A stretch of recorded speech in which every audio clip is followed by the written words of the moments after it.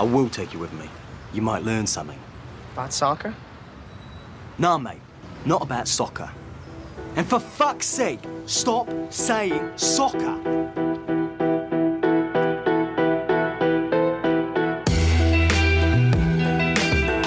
Grüß Gott, and welcome to the Assistant Professor of Football. The conversations in this podcast are meant for those who get that soccer is more than the game day, the stars, the goals. Who see European games on TV and wonder about what actually goes on in these stadiums and on these terraces. About the histories and politics that make soccer in Europe so different from American sports cultures. And about a critical take on soccer as a global capitalist machine. There's so much media, so many podcasts that will tell you their take on Holland and Aronson and Bayern and Barcelona, garnished with some sportsy banter. But there is only one, perhaps, that will tell you why Manchester United supporters founded a rival, member-owned club. How anti-fascist supporters are reshaping fan cultures from Hamburg, Germany to Florence, Italy. Or how soccer explains what is currently going on in the Ukraine. Today I am talking to Chris Lee about the role that football, and particularly football fans, have played and are playing in the fight against fascism, on and off the field. Chris is from England and runs the football culture blog Outside Right. He'll tell us more about that. He's an active groundhopper and has visited many historic stadiums across Europe. He does really good historical research, and his book, The Defiant, A History of Football Against Fascism, just came out in October.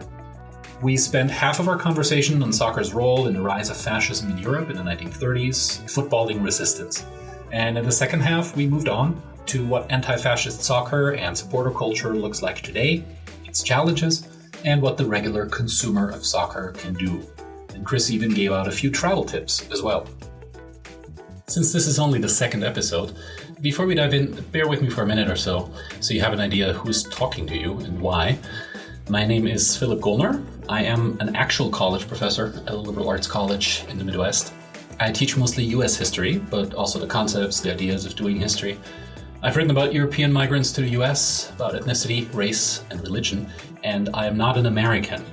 I am Austrian, not Australian, Austrian, and came to the US for graduate school, and have stayed here in a beautiful community in Goshen, Indiana, about 2 hours east of Chicago, with 2 daughters and 2 cats. And I really like it here. But what ties me to Europe still, other than my family, is soccer, or proper football. I grew up as a member and an active supporter of Sturm Graz, an Austrian side also engaged in the Europa League this season. I still am a member, and when I'm back in Austria, I return to the supporters' culture in the stadium with passion. As an undergrad student in Munich, I followed 1860 Munich, now in the 3rd league in Germany, including some memorable away trips.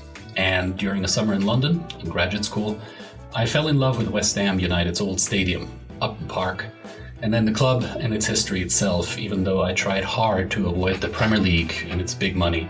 But here we are. These two are communities and histories that continue to shape me. And this podcast exists because I believe that the beautiful community I have here in the US, with good friends who really know a lot about soccer, and those supporter communities in Europe are in parallel worlds. That there is a lot of mutual curiosity both ways, and a lot of space to explore. And if you keep listening, I think we can have a lot of fun to explore them together. Hopefully twice a month. That's the plan. Before we go to Chris, a very quick word of housekeeping here. If you have comments, good or bad, contact me on Twitter under the Assistant Professor of Football, just like the podcast. And also, I would like to keep this space free of ads and paywalls. I'm doing this because I enjoy the community that I think is out there. So if you listen to the end of this episode, or the other early ones that are already live, and think, yes, this really does fill a gap. I know a couple of people who would enjoy this kind of thing as well. Just recommend this podcast to those friends, please, via social media, or just forward the link via old-fashioned email, or even better, tell someone in person. And if you want to leave some rating stars at the podcast platform of your choice, that would be super, super helpful. Because only that makes this project visible. Only then can people who look for a different kind of take on European soccer actually find me. But most of all, I'm very grateful that you have found the Assistant Professor of Football and are spending an hour with me and Chris Lee. And now, without further ado, we go to Chris and then to Italy, Germany, Poland, and England. Enjoy!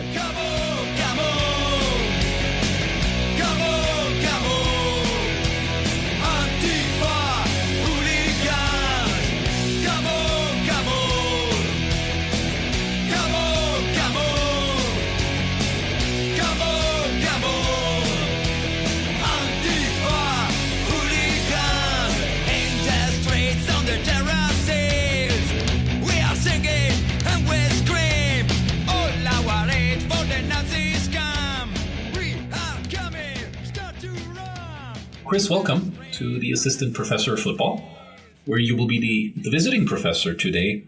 Thanks so much for coming on and for talking to me a little bit about your new book, The Defiant, about how the game we love is inherently political, always has been, and about anti-fascism in soccer support, both past and present. Before we get there, I wonder, what's your story that brought you to this point? Could you give us perhaps a little bit of a football biography of yourself? What teams, what players, what terrorist cultures have shaped your view of the game and brought you to writing this book? So I think what without giving my age away too much, my points of reference were possibly the best they've ever been. So I'm talking about Michel Platini, Diego Armando Maradona. These are the great players in the mid-'80s. I think Mexico 86 was the first time I watched football on television. That's the World Cup. And the first time I went to a match it would have been in England, which my local team, my nearest team, which was Charlton Athletic, who at the time were playing at Crystal Palace's ground, Selhurst Park, because their own ground was not in use at the time. So yeah, that's when I started watching football. I obviously played it as a decent goalkeeper, I guess. Played in amateur local for soccer in England and in Australia, and also I did my dissertation at university. My degree was in European studies, but my year out was in Madrid. And I managed to convince my lecturers to let me do my dissertation on the political connotations of soccer over there. So I think the title was something like Spanish Regional Identity as Expressed Through Football, Case Study of Real Madrid and FC Barcelona. So that's how that came about. I then my day job is digital marketer, for a PR agency and content marketing and things like that. So I do football on the side, so to speak. So I set up a blog in 2015, 16 to kind of accommodate as an outlet for my own ground hopping. So I was traveling a lot with work. I set it up. It's called Outside Right. That's WRITE, as you see, it's a play on words, .co.uk. And then a podcast followed about a year later. And that's led to the publication of 2 books. So my first book was called Origin Stories of Pioneers Who Took Football to the World, which chronicles a country-by-country story, really, of how football, association rules football. Got to travel around the world. There's a big chapter on the US in there as well, or North America, I should say, and most of the US. And then my second one, as you alluded to, which is The Defiant, A History of Football Against Fascism. And the reason I picked that is pretty much callback partly to my dissertation time, just the confluence of sport and politics, just like totally symbiotic. They go hand in glove, but especially football. But how come and why? How's that been abused by dictators over the years? And how have people used, from football, fans, players, associations, etc., resisted that? So I thought I'd look into that, and it's partly inspired also by the fact that I blog post listicle that on my website, which is about left-wing football fan clubs. That's kind of, I think that's my top ranking, most visited site and page, and I think it gets a lot of hits. I thought there must be an interest in this, so I'm going to explore it further. Yeah, I think I should put that blog post into the show notes, and if you're listening to this, you will find it there. That really is a very nice list of fan groups that are both expressively political and also left-leaning. If I was to go ground hopping in Europe a few weeks from now, would I find you in any of these terraces or affiliated with any of these groups and clubs? Do you have a home, or are you just free to travel and roam the continent on any given weekend? I'm club agnostic. My club in England is actually Queen's Park Rangers, which is I keep an eye out on, but I'm not really emotionally attached to any one club. And I think that as a groundhopper, that's kind of important. It gives me scope to go and see other games around the world. Obviously, it's been COVID impacted the last couple of years, but last weekend I was, at the time of recording, I was in Naples. So I went to see Napoli against a team called Spezia in Serie A on the Saturday afternoon. Did a lot of Diego Maradona kind of artwork, traveling in the daytime. And then the very next day, because I, see what other games are on in the area, I went to a place called Juve Stabia, which is just between Pompeii and Sorrento, for those who know the Gulf of Naples. So it's an amazing setting, just like in the sort of shadow of Vesuvius, the the volcano that possibly the world's most famous volcano, right there on your horizon, just reminding you all of our kind of time on Earth, really. Scene of Mount Vesuvius reminds me of a high school class trip, and it's not entirely positive memories.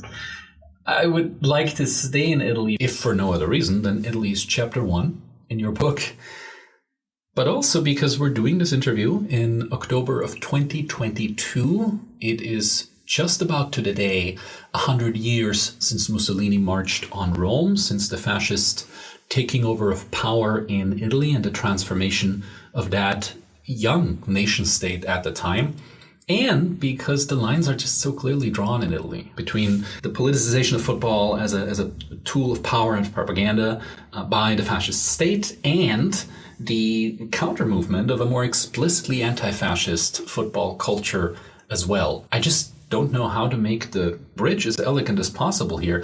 Let me just push you off in the deep end and ask you, who is Bruno Neri and why should we know about him? Well, I mean, for context, Bruno Neri was a player for the Florentine club called Fiorentina from Florence, and in 1931 he made a gesture which was quite important, and then he went to lose his life in World War II as a partisan. But if I dial right back, I mentioned Mussolini, just to give the context, that takes over in 1922, as you said, the first fascist state in Europe. He is the one who introduces Serie A as the first nationwide football tournament, and given that Italy is a country of many regions, it's only just been unified in the 1860s, but they still have this notion of campanalismo, which is the campanile is the bell tower, so you've got this loyalty towards your local bell tower, your local town. And so they've got this regionalism going on, and so he's trying to unite the country, form this kind of like Italian man sort of and woman kind of concept. And he's introduced Serie A, Coppa Italia, which is the cup tournament, and then he's created a couple of clubs as well. AS Roma is a formation of 3 clubs. Fiorentina is a creation of 2 clubs. This is to make one strong city club, right? Lazio does not join the Roma project. That's the other big team in Rome. And then Napoli is another example of a team that's sort of founded to create one city club to be competitive, to create this competitive league. Now, what happened then is all the key sporting bodies in Italy are staffed by Mussolini's kind of fascist members, and so all sports events, they're meant to do the Roman salute, which I'm sure everyone's familiar with. And in this occasion, 1931, the opening of the what is now the Stadio Artemio Franchi, which is the home of Fiorentina, he refuses. So there's this famous photo at this inaugural match where everyone else is holding their arms aloft and he's refusing.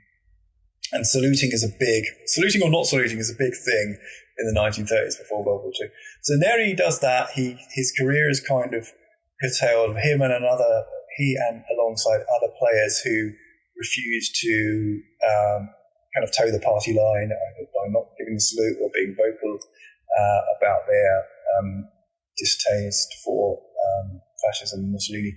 They kind of get their careers curtailed, and quite a few of them end up at a club called Lucchese, which is from a town called Lucca. And it's there. This is his 3rd division side, so they're not, nowhere near a leading club, but they're getting these good players because no one else wants them. They're kind of like outcasts, I suppose. And they're coached by a guy called Erno Egri Erbstein, who goes on to become a Holocaust survivor actually in World War II. He's a Hungarian Jew. And sort of getting all these players together creates a really good team. So Neri kind of flourishes there, and then during World War II, he joins partisans, and I believe, if I remember correctly, he was killed when he was holding off an attack on his partisan group in the mountains, and he kind of machine gun jams while he's holding everyone back. But he buys time for his comrades to escape, so he's quite a hero, and his stadium in his hometown, Faenza, is named after him now. Would you say Mussolini's project worked then? I mean, is the consolidation, the homogenization of Italian football under the Serie A banner successful in combating all these tribalism and these nasty diversities in Italian society and culture? Well, Mussolini is successful in some regards because Italy wins the 1934 World Cup, which it hosts, of course. Its amateur side wins the Berlin Olympic football tournament in 1936 wearing all black, which is their fascist colours, because usually, as you know, Italy wear blue, famously, which is the colour of the House of Savoy. And then in 1938, in France, they win again. They retain the World Cup. But 1938, the difference between then and 1934 is that there's kind of gone past I think people have realised what Mussolini's about, especially abroad, where he's been supporting Franco in Spain in the Civil War, which bombing civilians, things like that, and since 1936. So there's a huge Italian diaspora in France. There's a huge Spanish diaspora in France. They're all exiles. They go to the matches that Italy plays in. They jeer them. They boo them, try to put them off. It becomes very unsavoury, really. But it just goes to show, even in the 30s, that sport is it becomes a lightning rod, right, for the regime. This is the first time you see really any outward opposition to Mussolini in that period. So we have a familiar tune here, soccer in the interest of national supremacy. It's just supercharged because we're dealing with a fascist state here. These Italian clubs do go abroad and they do play other European teams. The Mitropa Cup is already around, right? That's a predecessor of the Europa League. Italian clubs go north and they play Austrian teams, for example, and things aren't always peaceful. How do those dynamics shake out? Well, yeah, they certainly are. By the time 1938 comes around, 37, 38 is really crux of this, because there's some matches, as you mentioned, between either Austrian clubs in particular and Italian clubs, either at national level and club level. And obviously at this point, as you know, Austria is under threat from, it's got Nazi Germany to the north, it's got Mussolini's Italy to the south.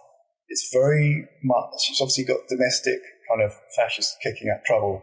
So it's very, feels under threat. And obviously that Hitler in Germany has been very vocal about his desire for Anschluss, the merging of the two German-speaking countries of Germany and Austria.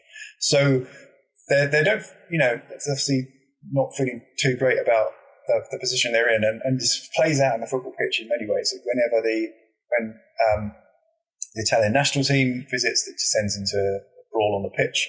And also when the Admira, I think it was, that take on Genoa.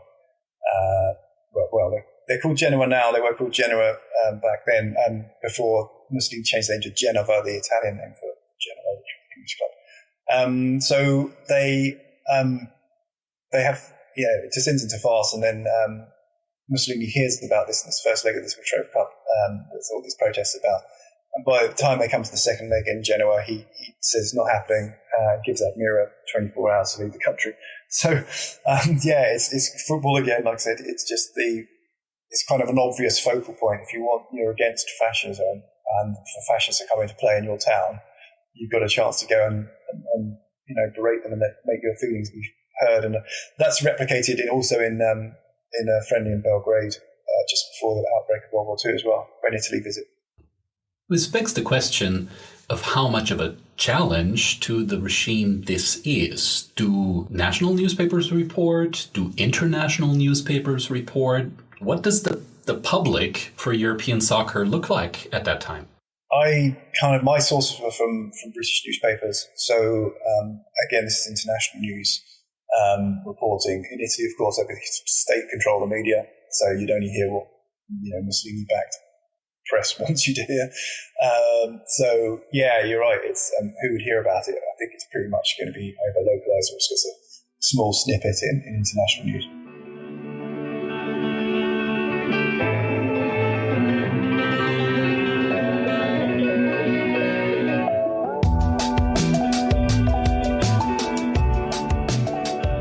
Maybe let's unfold the European map a little bit further at this point. It's not just Italy, of course. Fascist movements come to power in a variety of other European countries at the time. And the two big ones that stand out to me are Germany and Spain, not just because they're big, but also because they bring very different sporting and soccer cultures into that political transition. What is the picture there? Right. So two different cases here. If I tackle Germany first, Germany looks, Hitler in particular, he doesn't come to power until 1933, so this is 11 years after Mussolini.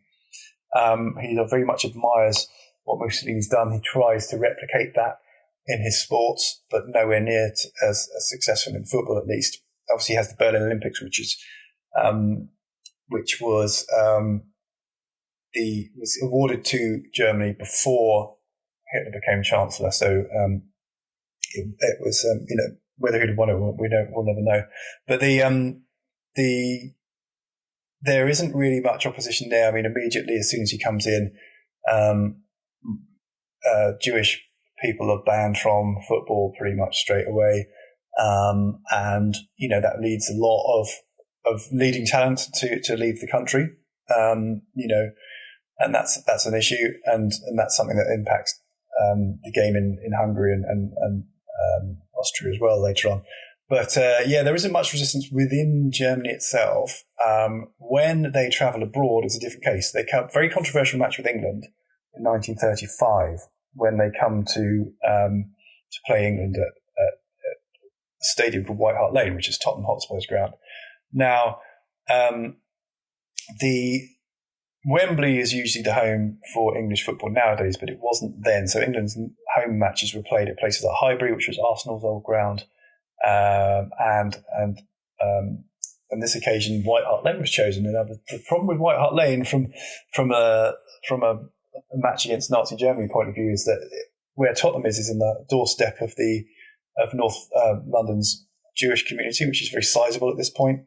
It has been for nearly a century by this point. And the amount of protests that there are quite significant. So it comes not just from Jewish community groups, but also from left-wing organisations such as the Labour Party and the Trade Union and Congress, which is a union. And there are protests outside the ground. There's someone even climbs on the roof and cuts the swastika off. But hardly anyone notices in the crowd because they managed to go and repair it.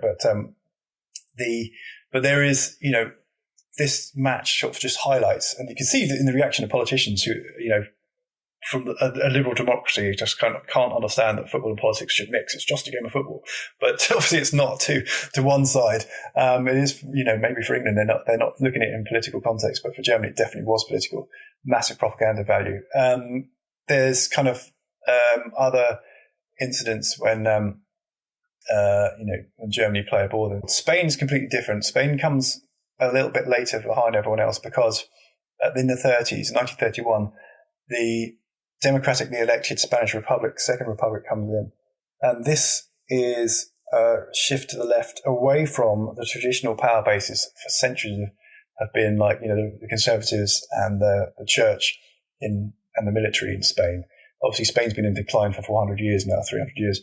At this point, the Second Republic is there to sort of wants to reboot it. The royal family leaves, and this includes Alfonso XIII, the king, who has he was the one that gave all some of the Spanish clubs a royal title. So like Real Madrid, Real Zaragoza, Real Sociedad. These are teams that you probably would have heard of, but they've got the prefix Real, which means royal, because of Alfonso XIII. So Real Madrid, under the Second Republic, reverts back to Madrid Football Club, and it's their chairman, Rafael Sanchez Guerra, who actually pronounces the Second Republic in Madrid. So he's, if anything, people might think of an association with Real Madrid and Franco, but that doesn't come to the 50s. Before that, Madrid is associated with the Second Republic. So it's very interesting how kind of a club's identity can change over, or a perceived identity can change over a period of time. These are really long-running dictatorships in the heart of Western Europe, which is, and football does play out big time, especially in Spain, because like Italy, it's very regional, and I'm sure a lot of your people listening will be familiar with the different language or different identities within Spain. So 17 autonomous regions, for example, nowadays. But these are historical kingdoms quite a lot. Portugal broke away in like the 16th century or 15th century, maybe even earlier actually. So it's always been a sort of independent country. Whereas places like Catalonia and the Basque country, Basque language is the oldest in Europe. It's not really connected to any other language, but they've held on in that sort of small corner of northern Spain and southern France for all this time, and so they've got really strong identity.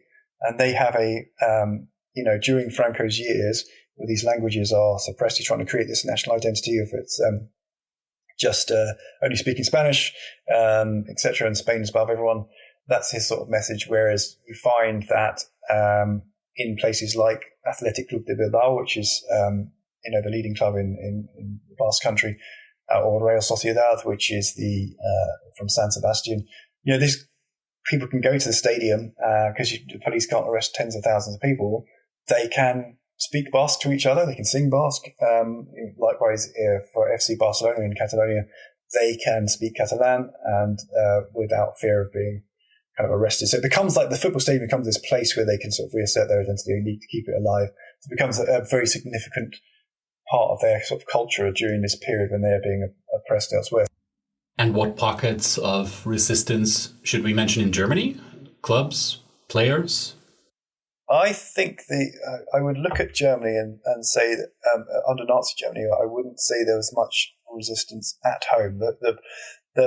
There is pockets of resistance that are so effective at getting rid of it. So BVB, Borussia Dortmund, for example, their president is pushed out for members of this club had published communist materials and things like that during the war. So there was a bit of history there. I don't really feel there was much within Nazi Germany. It's what I found mostly was the resistance by footballers in other countries occupied by Nazi Germany. So I'm talking about the Netherlands, where a lot of footballers, I think about 2,000 connected with, more than 2,000 connected with people connected with football, not just players, but also officials and things like that, perished during the sort of occupation period, 1940 through to 44, I think. Within one of the most famous examples of resistance to the Nazis in the pre-war period is just this act of kind of defiance was by the Austrian Matthias Sindelar, which I'm sure you're familiar with, and had the Anschluss match when Germany kind of merges with Austria, forced merge, and they play one last friendly, supposedly at the Prater Stadion in Vienna, and I think it was meant to be an amicable draw, but Austria is the tail end of the Wunder team, one of the best teams ever in Europe at the time, and they win they can't resist but score, so they win 2-0, and Sindelar sort of dances allegedly in front of the Nazi top brass. It's a really famous scene, and he himself dies in mysterious circumstances about a year later. But that's put down to a block chimney and sort of carbon monoxide poisoning. There's no evidence of any sort of skullduggery, but still, it's very interesting.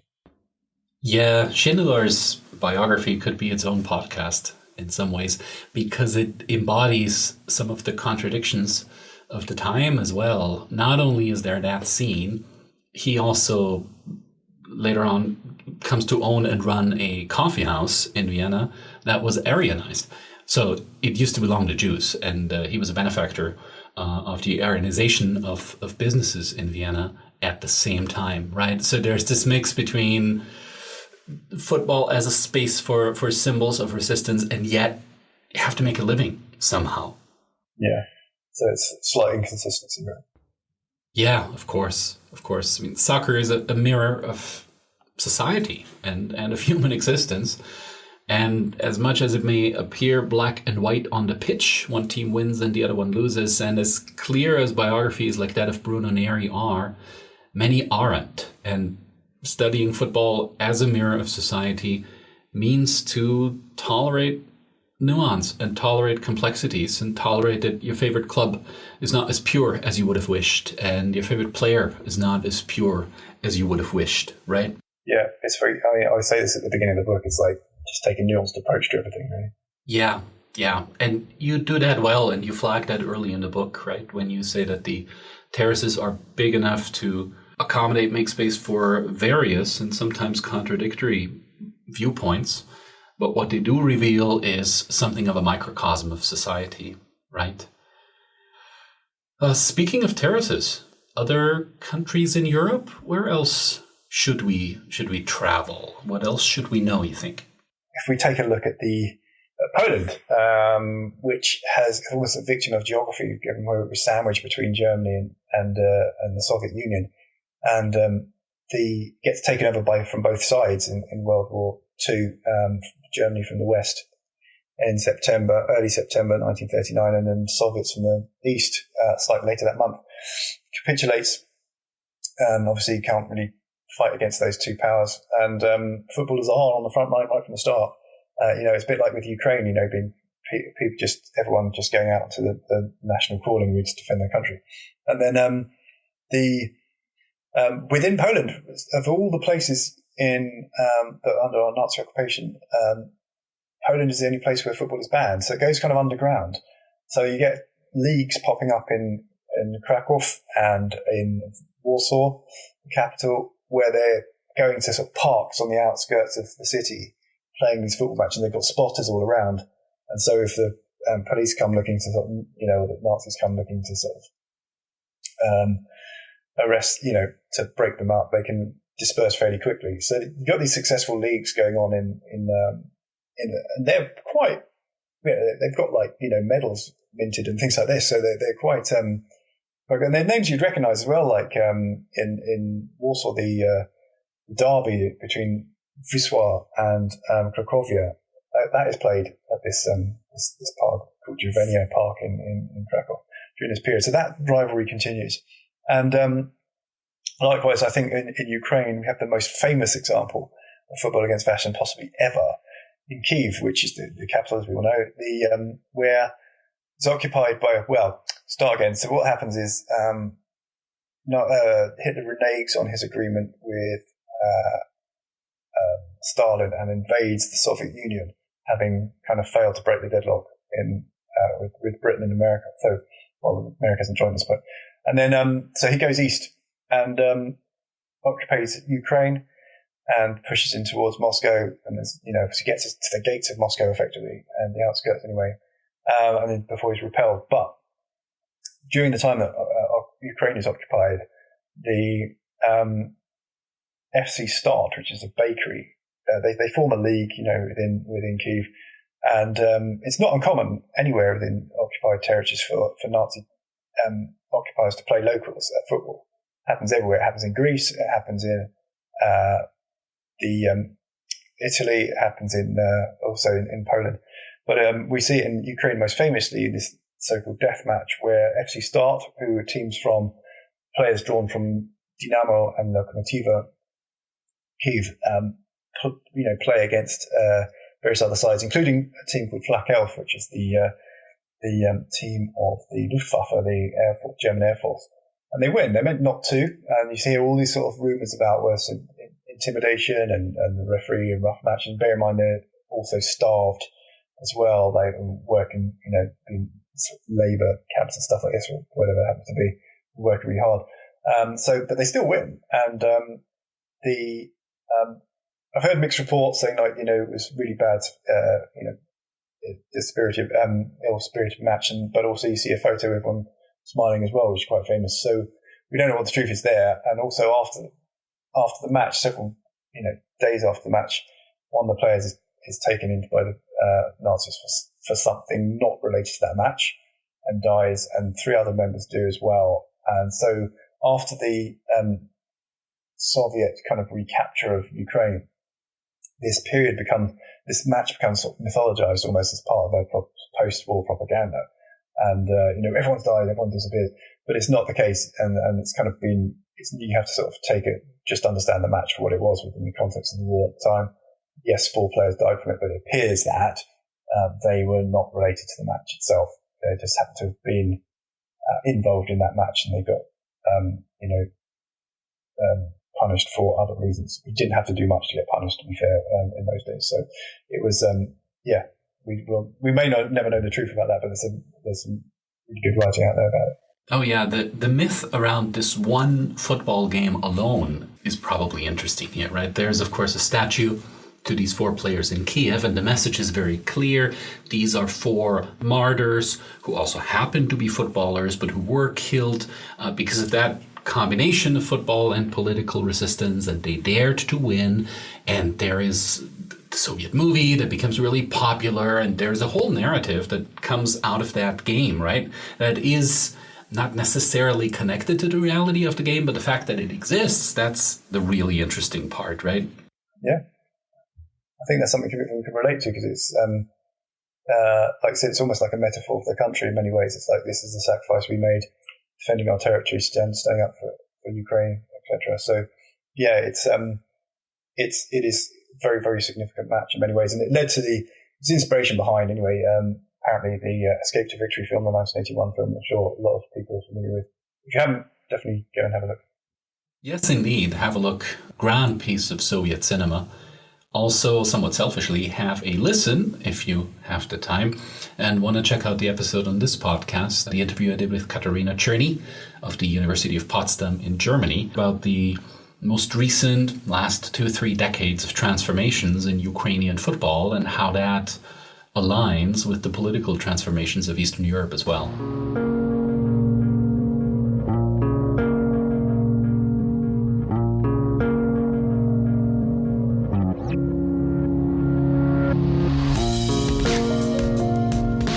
Let's move toward the times we live in for the rest of our conversation here. The way I read your book, there are 2 things happening in Europe here after the end of World War II. For one, the Cold War, the continent is divided into 2 political systems, and what it means to be an anti-fascist football club in the East now is to be aligned with the system. It means to be aligned with a communist system that understands itself as anti-fascist and is beginning to reorganize clubs, right? Leipzig is the first nationwide German champion from well before World War II and has its name changed and becomes a communist club. And there's a number of other examples like that. And then you have the organization of independent supporters groups, often in Western Europe and in Southern Europe, into kind of independent anti-fascist terraces. And St. Pauli, perhaps, is the most famous example. And again, it's from Germany. So we could stay there if you wanted to. But could you walk me through that? Well, yeah, like as you mentioned, all the kind of East German clubs, or many of them, become associated with worker teams of some description. Chemie Leipzig, the team of the chemical factory. Lokomotive Leipzig, which was VfL Leipzig, as we mentioned there, the first German champion. That becomes the team of the railway. It's the same across Eastern Europe. So CSKA, CSKA, that's the team of the army, I believe. Torpedo is the team of I think it's the automotive industry. And, so you get these kind of, these names, these prefixes all across. And Dynamo is the team of the police. So you get Dynamo Berlin, Dynamo Sofia, Dynamo Moscow. You've got these sort of teams all over that have these across the kind of former communist bloc countries that have these sort of similar sort of work ethics, and they brought, they've been brought in as part of the sporting propaganda, really. So yeah, that does happen, and during the GDR period, and that's what 1949 to 1990. After 1990, the reunification of Germany is not necessary, from what I understand, of an equal partnership. So the East obviously is part of the unified German Republic, but it's they're kind of way behind economically, right? So, and it doesn't have the same diversity as the West, which had a lot more sort of international reach, and So there are these challenges in the East straight from the off, which has led, some far right parties to do very well out there. And it does, again, play out on the football terrace every so often. So this is all the clubs in Germany, whether former West Germany or East Germany, are making really good efforts, concerted efforts to educate fans and be inclusive. And there's some really sort of strong fan projects out there. Yeah. There's a lot of good energy going into this, isn't there? By clubs and by social workers. It would be a great episode sometime in and of itself. I wonder, though, about the explicitly anti-fascist fan groups. So grassroots on the terraces organizing against a neo-Nazi takeover off the terraces, as it also happens during the late 80s, early 90s with some clubs. Could you say a little bit more about those?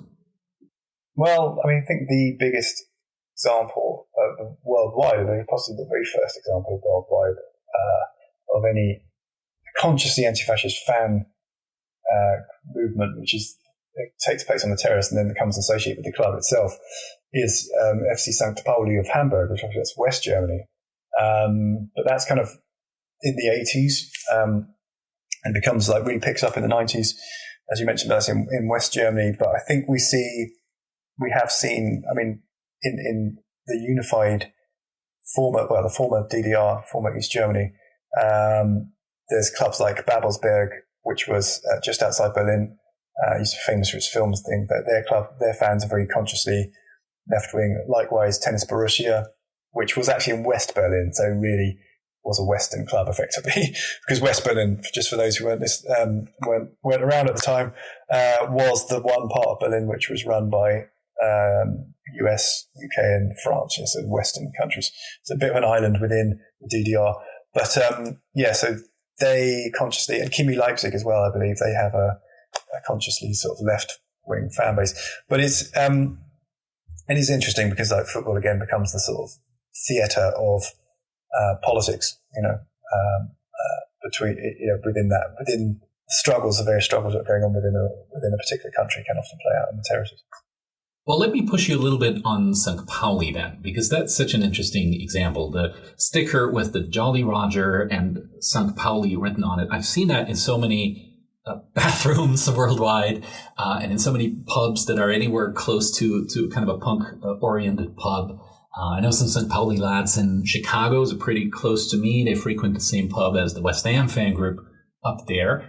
And it always struck me that there's this really fine line between becoming a worldwide brand of an anti-fascist football club and actual on the terraces, on the streets activism, right? There's always this risk that you're becoming a brand, you're becoming commodified, and that anti-fascist football clubs, as football spreads to kind of the progressive middle class in other countries, becomes this symbol that you pretty easily put on yourself with a sticker or with a tag, right? Do you know what I mean? Yeah, I do, because I actually, there's a guy who wrote a book on St. Pauli, and I asked him this in one of my podcasts, and he said, I think, St. Pauli probably going to strike the right balance between, being the club that it is, having the identity that it is, and not being too commoditized. But there's no doubt that the St. Pauli experience has inspired others around the world. There's St. Pauli fan clubs everywhere, even in the US as well.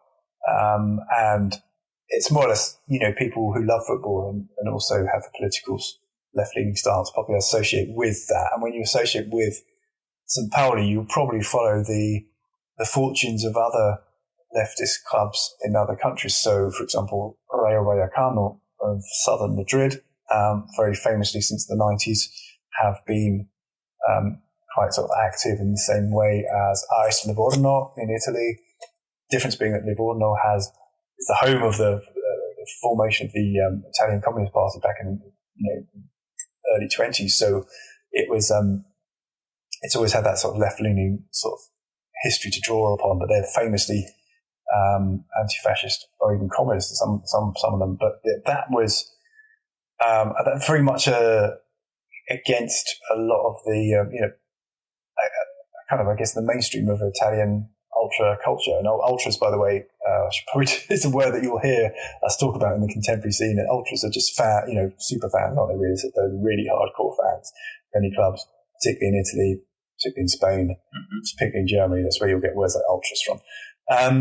But before I talk about that, I think that within Italy, Livorno is like very much an outlier compared to a lot of the fan clubs or the ultra groups do tend to be right wing. They used to be left wing in the 70s, and it all started very radical. It sort of changed in the 80s and 90s. But in terms of there's other clubs like that, other smaller movements, which I know we're going to come to later on, actually. Well, we could talk about it right now, if that's okay with you, Chris. Many Americans have gotten their start and interest in European soccer through the English Premier League, right? Many people here have their own favorite Premier League teams, and often there's a conscious process that goes into picking what club and what history fits me. And sometimes it's just, I like player X, and so I kind of got stuck with the club. Fantasy Premier League is a very popular game here as well.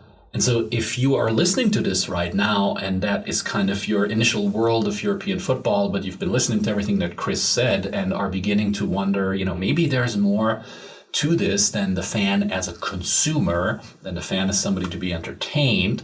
And there is an activist notion about being a football fan, and you wonder, where could I look? What is there, perhaps particularly in England, that speaks to some of what Chris has outlined so far? What would you answer them?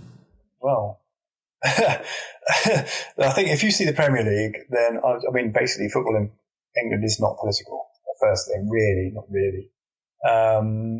The Liverpool, I think, is the classic example of where it might be a little bit different. That's because of the recent history of the club and the city itself as a working class port that's kind of went through a period of decline in the 80s, 70s and 80s, and sort of rebuilt itself, really.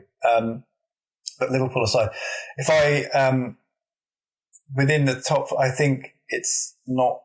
You'd have to go right down to the non-league level, which is, I'm talking about 6th or 7th tier of English football, to get any kind of political element at all. And it's these little subcultures that are popping up actually at non-league grounds, which I would definitely recommend. So Dulwich Hamlet is one in London, where you can get, for a non-league club, getting crowds of 1 or even 2,000 sometimes of really like-minded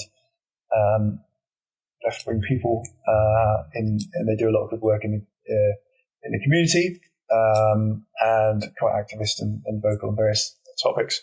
There's also on the south coast a number of clubs actually. So within Brighton's kind of sort of LGBTQ plus capital of England, really, and so it's always had that sort of tolerant open tradition.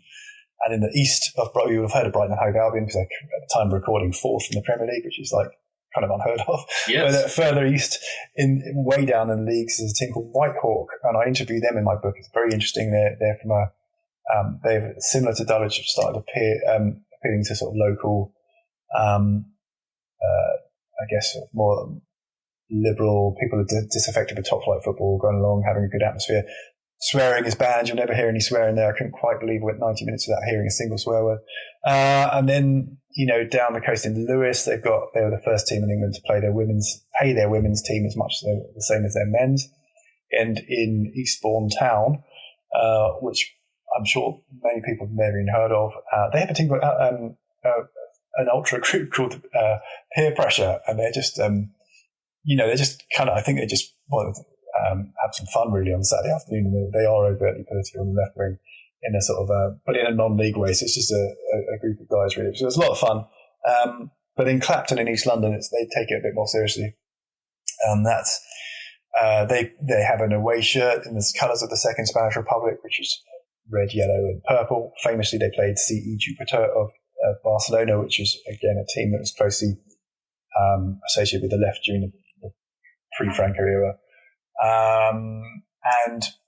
So there are these movements in England, but they are kind of further down. For anyone just in the non-political sense, if you go to a match in England, I would, venture down the leagues a bit and get a more, I'd say, authentic experience, but far more localized. It's different in Scotland, where you've got the Rangers and Celtic thing going on, which is far more sectarian. What is the club where you're not allowed to swear? Oh, Whitehawk. Oh, yeah. I imagine that. That's a hard challenge. It is. Yeah, it's interesting, but it's a good place, I guess, to take kids in that case. But Yeah, I'm sure. Yeah. Well, I wonder, what do those anti-fascist fan cultures look like today? We started our conversation with Mussolini and Franco. Those are gone. Late capitalist soccer industry is here. What does resistance look like? Well, yes, I think you've hit the nail on the head there in terms of that it's more against modern football. I guess it's the thing is like it's not necessarily. Well, I guess it's a whole lots of things playing out at the minute. One of which is that, like you said, the commercialization of football. A lot of people have gone further down the leagues and against Super League, for example. That was a big thing, wasn't it? European Super League.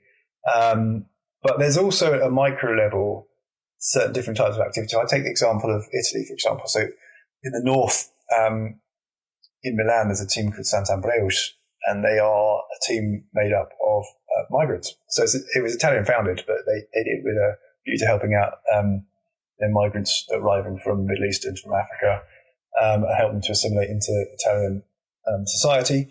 They're the first sort of such club to affiliate with the Italian FA, the FIGC. Further down in Florence, again, there's a team called Lebowski, Centro Storico Lebowski, who named after the Coen Brothers film. They're just kind of a community club, really, doing good things for women's football, and just being an alternative, I guess, within the heart of Florence. And they got big result recent months, and they signed Borja Valero, who was a former Spanish international, also played for Fiorentina across town. He turned out to play for them.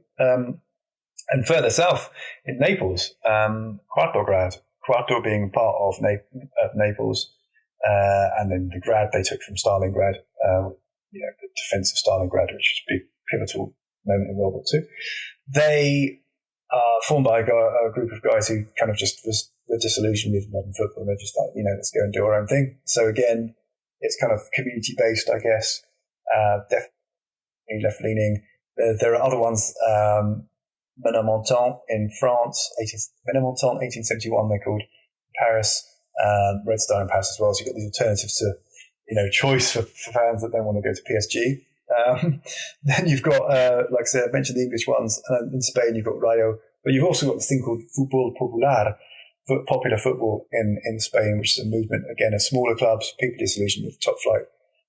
Maybe the commercialization about it, the soap opera of it all, and the whole fact that very unlike, it's pretty much Madrid, Barca are going to win the league. So, who else is going to compete for trophies? So it's kind of you see that sort of movement, popping up.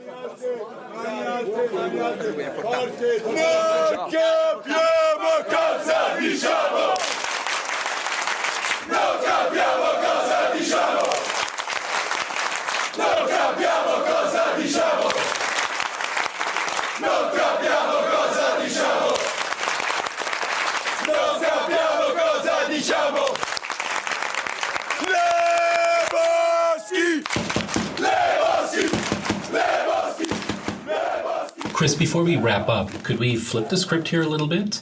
I mean, if the global soccer industry has driven anti-fascist fan cultures to create their own alternatives, often in lower leagues or non-league teams, is the same true for fascist and for neo-Nazi fan cultures as well? Do those thrive? And if so, where do those thrive? And is perhaps global football business an antagonist to them as much as it might be to anti-fascist fan groups as well? Yeah, I mean, they are around. I think you have to, the further east you go in Europe, the more likely you are to find them, unfortunately.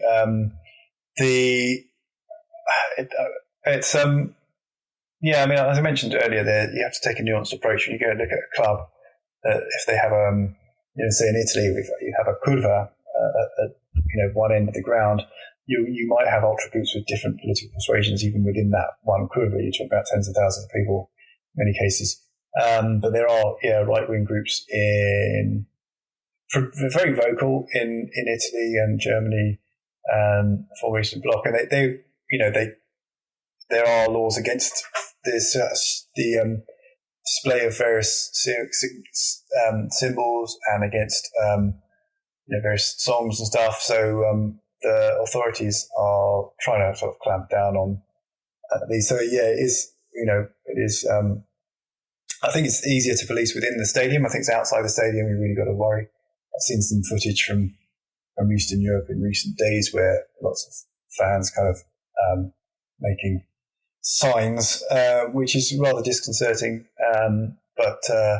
It's something that's going to run and run. Unfortunately, it's just part of the ongoing sort of cultural.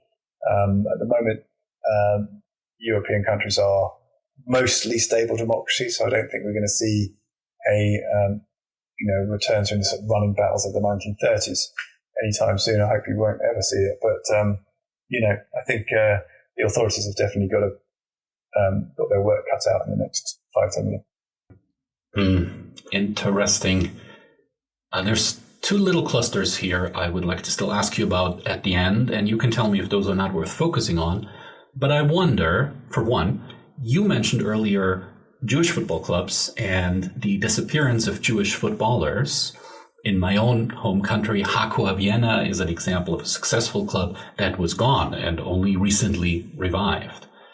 And the second one is women in football. And does the emergence of women's football, which has been bigger for longer in the US actually, and is only now coming of age in Europe as a mass phenomenon, does that provide space for political action in a way that big business men's football doesn't? Maybe you could say a little bit about those two.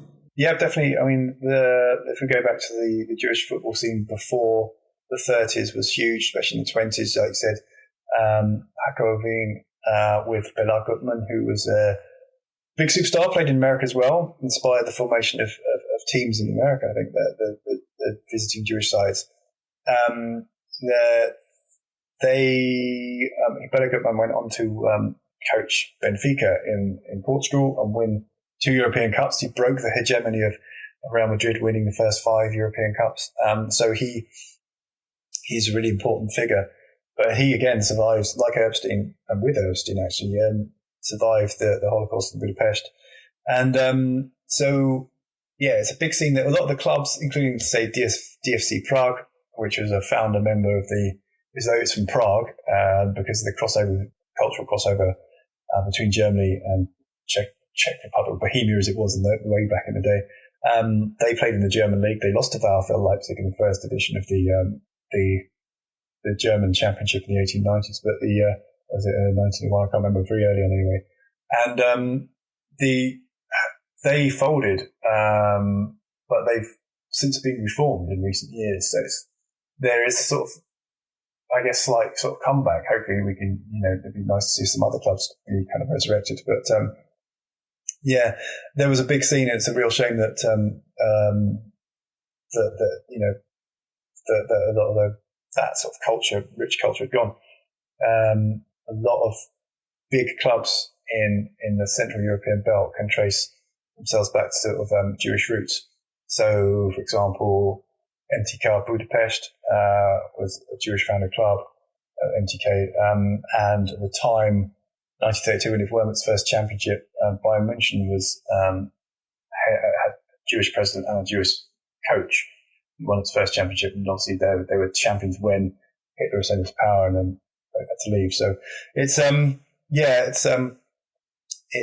that is I guess a part of European football culture we never get back. Whereas the women's game is interesting because there was one case in Italy that spoke to a gentleman who'd done a lot of research in Milan around this, and there was a women's scene in the 30s, and obviously bear in mind that the Italian fascists were open to the idea of women's sports. But bear in mind that the fascists, they wanted women to be, good mothers in the kitchen and things like that. But they were open to women doing sports if that meant that they could win medals and prestige for Italy. So, and therefore help, the national narrative of being a superior nation, that sort of thing. However, there was this group of women called the Calciatrici, which were playing football in the early 30s. And originally they were allowed to play on the condition that they had a boy in goal and all that sort of thing, and that they weren't doing it in front of, in public. But they were drawing crowds of like 1,000 at one point, including the players of Sparta Prague who were in town to play Inter Milan, who Inter at that point were called Ambrosiana, because Mussolini made them change their name. They were drawing big, decent sized crowds and getting lots of attention. And of course, they were banned. They kept sort of playing underground and eventually stopped playing. But just goes to show, even like women's football can be part of the conversation around resistance. All right. I'm a historian by training, so I have to ask you this last question. What was the research process like for this book? You already mentioned a couple of sources you had, newspaper material, a couple of visits to clubs, a few conversation partners. What has it been like to carry this information together and turn it into the narrative that the book is now? Well, this was a lockdown project. This was purely desk-based. There's not like origin stories or went to sort of, club museums and national museums and former stadia and things like that. This was purely online. I'd had an idea about writing it, formulating it in my mind before lockdown. Lockdown just kind of galvanized it already. But I spoke to, there's a lot of like really high profile people in there. So the first chapter I speak to, say, Cass Mudder, for example, I think you're familiar with, academic in America who studies the far right, just to understand what, the role of football in contemporary politics and, the right wing in particular. I speak to another academic to define why football. Why is it? Why is this the one that seems to have more weight than other sports? Maybe different where you go. So cricket can be very political, for example, in India and Pakistan, for example. But football globally is the one really. It's the one sport that really stands out. I spoke to, like I said, people that study the far right in Eastern Europe for a living, which must be really, challenging to study the far right full time. Yeah. Other than that, some great historians in there. So from the Italy chapter, John Foote, who wrote the seminal history of Italian football called Calcio, he was very generous with his time, as was Tobias Jones, who has written about ultras, and James Montague, who's also written about ultras. So just to get a sense of the modern ultra scene in Italy. I spoke to a number of clubs in England, all the ones I've mentioned. Fan clubs of them. I spoke to Tennis Borussia in Germany. I spoke to a fan of Borussia Dortmund, an author on the book of St. Pauli. Yeah, it's been it's pretty much been a curation job rather than. And then I've researched British newspaper archives and various other archives that I could get and club websites. Google Translate has been very helpful because a lot of the literature that I've got, one book which was in Catalan. I speak Spanish fluently, but Catalan is kind of like a mix between French and Spanish. You can sort of, you can use a bit of Google Translate, you get the gist of it, but then Google Translate will help you. So, that and, contemporary sources, interview the clubs, interview fans, spoke to an awful lot of people. So, that's how it all came together. Wow, that's an excellent use of lockdown time. And thank you so much for your labor on this. Having read the book, I know I learned a lot, and I know if you are listening to this, I'm sure you will learn a lot too. You named a few authors, academics, a couple of books right now. I did my best to jot those down, and if you're listening to this now, those should be in the show notes. The book itself is out as of October this year. The Defiant, A History of Football Against Fascism, has a wonderful light blue cover. The publisher is Pitch Publishing from the UK. I heard it's also coming out as a Kindle, so I presume it's fine to buy it off of Amazon. Any other recommendations? Where should people get your book? Up to you entirely. I'm sure it's available on all reputable outlets. All right, so Amazon is allowed. Oh, yeah. There you go. Recommended reading. The goal for me in doing this is in part to invite people into multiple rabbit holes beyond the Premier League game day and beyond certain popular soccer podcasts who shall not be named, and just beyond your normal coverage of what happens in terms of events on the pitch, in terms of athletics, in terms of the whole circus, and into the space of football culture a little bit more. If people buy your book and they read it super quick and they want to read more, where should they go, especially if they live in America? Sure. I think in terms of football culture and things like that, I would look at probably the Gentleman Ultra, which is focused on Italy primarily. That is an excellent resource. Lots of independent writers. Look at the Blizzard.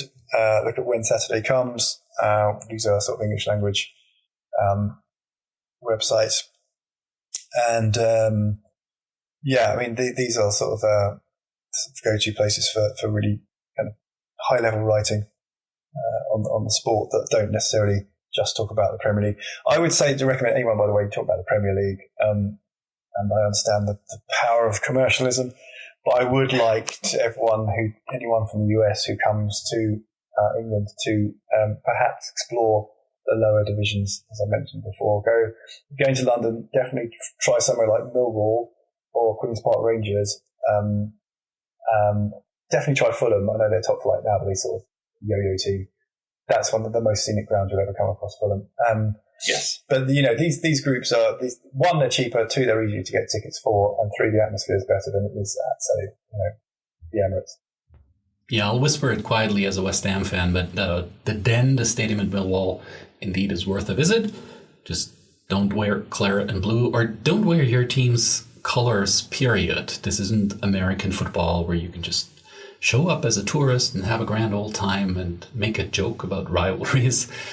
Well, on that note, thank you for taking us through all the tribes you have described in your book, all the tribalisms, all the activisms, and all the movements that are going on beyond just 11 versus 11 on the pitch.